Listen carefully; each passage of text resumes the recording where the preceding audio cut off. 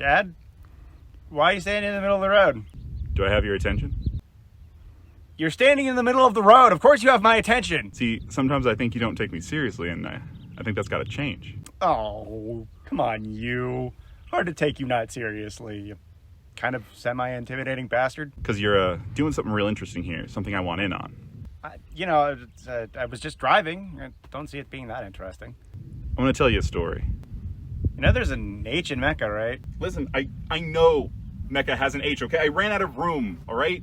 My bad. I'm going to tell you a story. 6 men came to kill me one time. 6? Were they like ninjas, or were they like Somalian pirates? Like, your butthole okay? Okay, that was a lie. I actually just really want to help because MechaGodzilla is my favorite kaiju, so please? Oh yeah, we're doing MechaGodzilla today.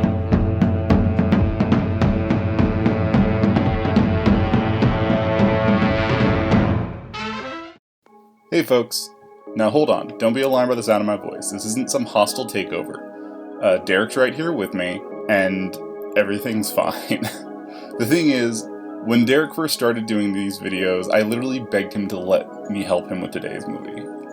Because A, it has my favorite Godzilla villain, MechaGodzilla, and B, this movie is what introduced me to Godzilla.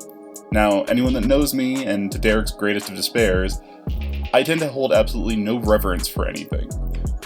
That isn't to say I don't love things, just that I don't hold them to any higher level simply because they exist. So, I'm not a fanboy. I don't think Star Wars is perfect because I love Star Wars. I don't think Star Trek is perfect because I love Star Trek.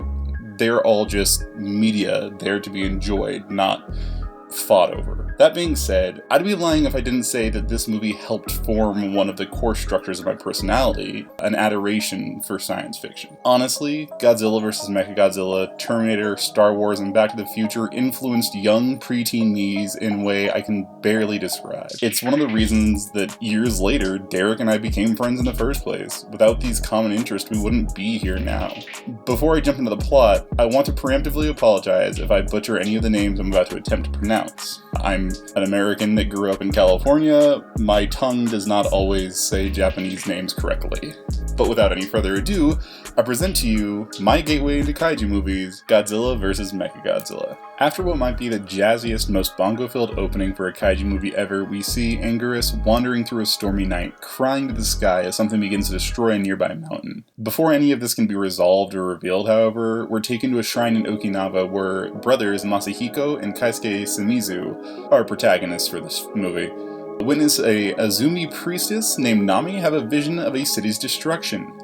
After this event, Kaisuke drops Masahiko off at a cave before heading to work. While on his cavern-bound adventure, Masahiko discovers a piece of metal that he decides to hold on to, finding it odd for some reason.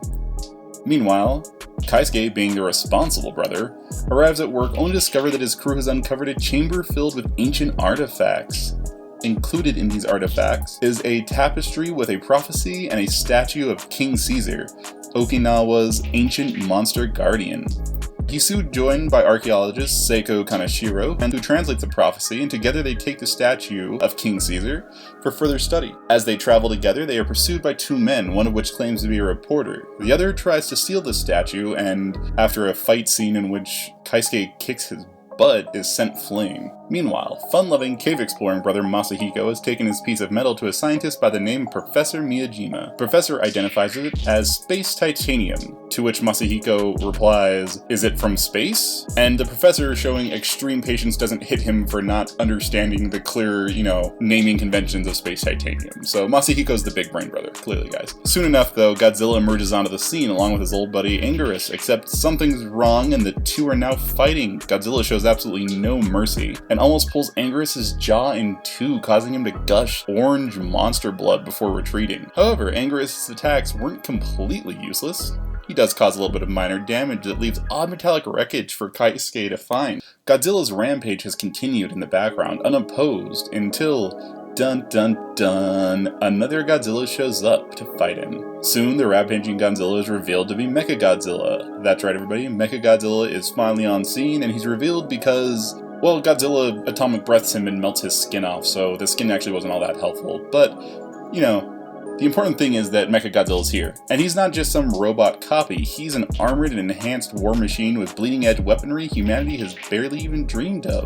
And when the two fight, it's clear he's more than a match for the king of the monsters. Their battle ends in a draw, both being forced to retreat. While on the sidelines, Professor Miyajima hypothesizes that the robot must be of alien in origin. Honestly, my favorite part about this scene is that, besides the monster battle, Professor Miyajima says, you could call him MechaGodzilla.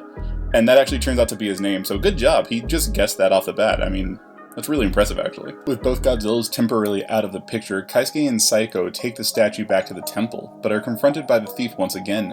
During the fight, the thief is revealed to be inhuman. The intruder attempts to kill Kaisuke, but a bullet from an unseen gunman stops him. Now, while this is going on, Godzilla retreats back to Monster Island, licking his wounds, and during a thunderstorm, he is struck by lightning multiple times, reinvigorating him. I can only imagine that he learned this trick from King Kong during their battle and just decided it was the right way to go, because that's the only way it makes sense. Now Masahiko takes Miyajima and his daughter Ikuko, probably butchered that one, to explore the cave where the metal was first found. They are captured by aliens who are using the cave as a base and who plan to use MechaGodzilla to conquer the Earth. Their leader, Kuronuma, forces Miyajima to repair the robot. With Professor Miyajima, Masahiko, and Ikuko captured, Seiko checks into a hotel and guards the statue while Kaisuke leaves to meet Masahiko at the caves. He once again encounters the reporter, who reveals himself to be a member of Interpol, named Nanbara. Nanbara has been tracking the aliens, and together they infiltrate the alien base and free the prisoners. Kaisuke and Ikuko leave to pick up Seiko and the statue while Miyajima, Nanbara, and Masahiko stay behind, only to be recaptured by Kuronuma. The next morning, more signs of the prophecy appear, and the team realizes that they have to awaken King Caesar. MechaGodzilla is dispatched as they meet with Priestess Nami and her grandfather. They place the statue in the temple, revealing King Caesar's resting place. The priestess sings to awaken King Caesar, and Godzilla appears shortly after. Together, they join forces to fight MechaGodzilla. Now, the battle between these three is pretty brutal. MechaGodzilla slugs it out with his two opponents, oftentimes holding the upper hand like a champ. Eventually, Godzilla uses the electricity in his body, stored from the lightning blast, as an electromagnetic field that traps the robot before tearing off its head. Seems like Deus Ex Machina to me, but whatever, Godzilla. Now, while the aliens are distracted, the heroes free themselves, kill their captors, and sabotage the base, fleeing as it explodes. With their enemy defeated, Godzilla heads out to sea and King Caesar returns to his resting place while the humans rejoice. For those of you knowledgeable about this particular movie, I'm curious. Did you know that during production, Titanosaurus was often referred to as she? Did you also know that MechaGodzilla actually has a more rainbow-colored coat? Am I pulling this information out of my ass? Hell no. As it turns out, our loony librarians over at Monstrosities, a vlog of Tokusatsu, have gone over a ton of production notes on this particular film, and made a great 5 Things You May Not Have Known video about it. I highly recommend it before you jump into this guy. Terror of MechaGodzilla is actually a direct sequel to Godzilla vs. MechaGodzilla, and the opening reminds us of such, showing Godzilla barely eked out a win against the mechanical menace. After a submarine goes down that was looking for the MechaGodzilla wreckage, Interpol is yet again on the case, and they call up Akira Ichios, a famed marine biologist, to figure out what happened. The crew of the ill-fated sub claim they were taken down by a giant dinosaur, according to this black box. Through some investigation, they discover a disgraced scientist named Dr. Shinzo Mifune, someone who believed not only that such a creature existed, but that it could be controlled. However, according to his daughter, who's not at all acting suspicious, Katsura claims he's dead and she burned all of his notes according to his will, because. Sure enough, the next shot is Dr. Mifune drinking a toast with aliens. Again. Gotta love the 70s. Same aliens as last time though, so at least that tracks. They actually funded Mifune's plans the last 15 years, meaning he's been working with these gents to get control over the underwater dinosaur Titanosaurus. How did the aliens meet Mifune, you may ask? Well, it just so happens they arrived just as his daughter passes away in a freak science accident. That's strange. Normally science accidents give you superpowers. While shaky at first, Mifune agrees to help the aliens take over Earth by rebuilding the Metal Maniac. This cyborg woman, no emotion, hardly speaks. Naturally, the male lead is in love with her. Akira's over here trying to teach cyborg women to love. Anyway, he spills the beans about going down to see Titanosaurus, and, well, things really don't go well down there. Titanosaurus attacks the ship, but because the family has a poor track record with gizmos, everything fails at the plot's convenience, and the sub is able to get away. Akira figures out that it doesn't like ultrasonic waves, and proceeds to tell Little Red Riding Hood here all about the plan. Because love, or something.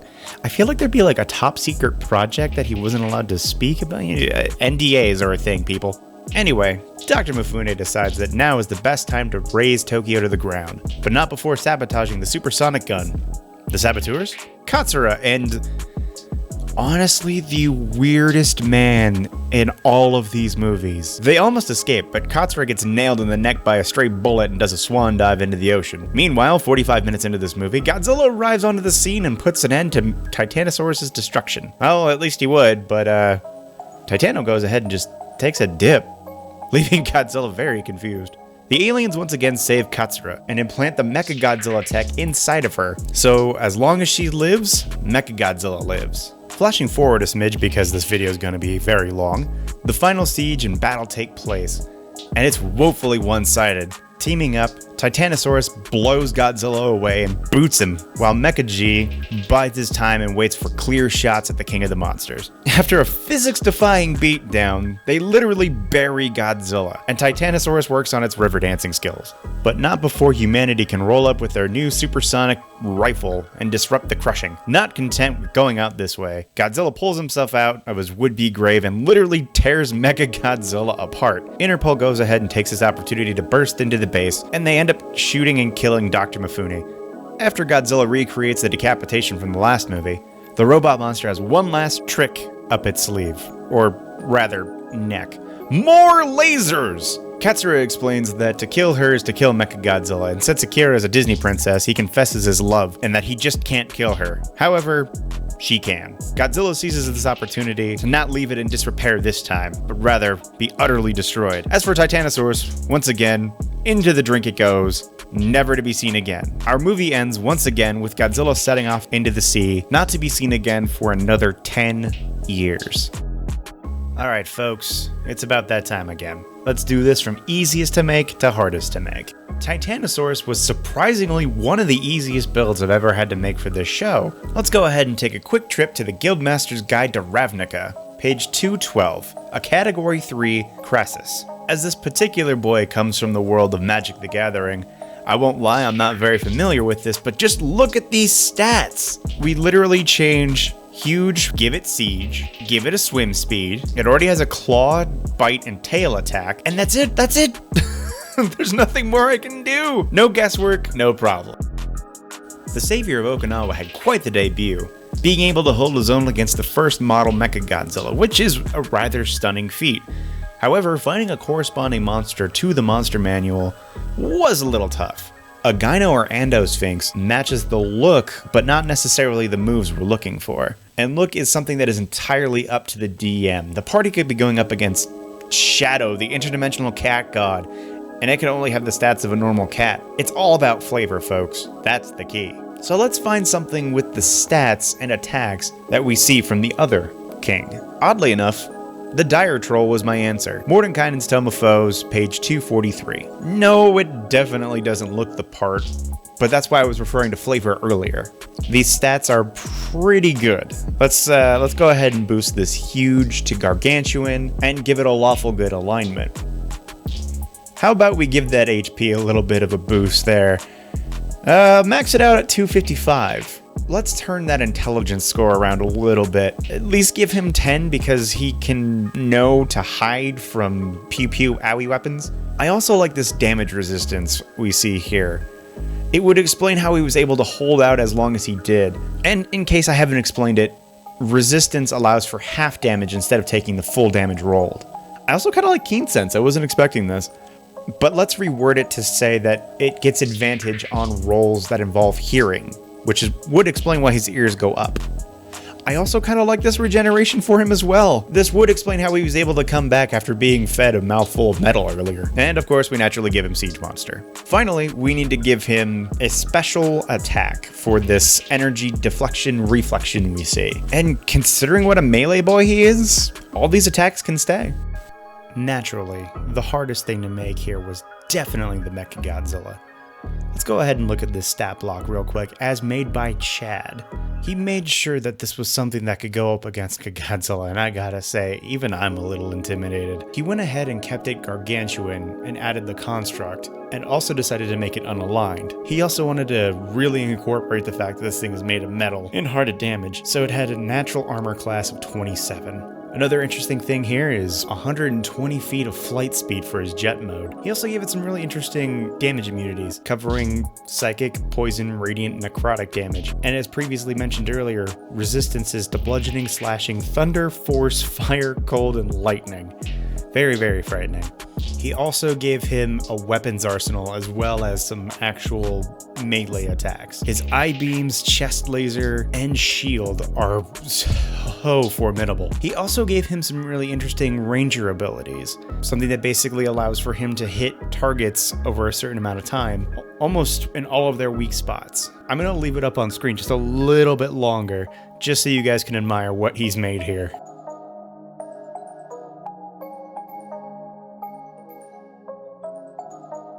I just want to give a very special thank you to my buddy, my co-host for the Bonus Commentary podcast, Chad, for helping out with this week's video. Your work was truly invaluable, man. Thank you. These first 15 films are referred to as the Showa Era films, since they took place around the time of Emperor Hirohito's time on the throne, which is kind of weird since he wasn't done until like 1989 or something, and we get a few films between now and then. And the next era of Godzilla would not come around until about 1985, about 10 years later. Taking a note from that book, I will also be taking a brief hiatus. With any luck, I'm hoping it won't be too long. There are some changes I want to make to this particular formatting of these videos. Spice things up, and with any luck, keep the copyright claims down. In the meantime, I do have some things planned. I want to talk about Godzilla vs. Kong when it drops, do thoughts without spoilers, thoughts with spoilers, and eventually get back on this horse of these videos I've been making and just get back to the Heisei era. I'm honestly just hoping I can get this out before Godzilla vs. Kong drops. To my friends, to my family, to my new subscribers, to Felicia, who's been dealing with my nerdy ass throughout all of this, thank you for joining me on this very strange little journey I've decided to put myself on. If you're still around and not subscribed, please be sure to do so. Let me know what you thought of any of my builds, why you decided to stick around, your favorite film of the franchise so far, in the comments below. And while you're at it, who am I kidding? You know what to do. And for those who are just as excited about Godzilla vs. Kong as I am, remember, win, lose, or draw, don't be a sore winner or a sore loser. And most importantly, be sure to take care of yourselves out there, folks.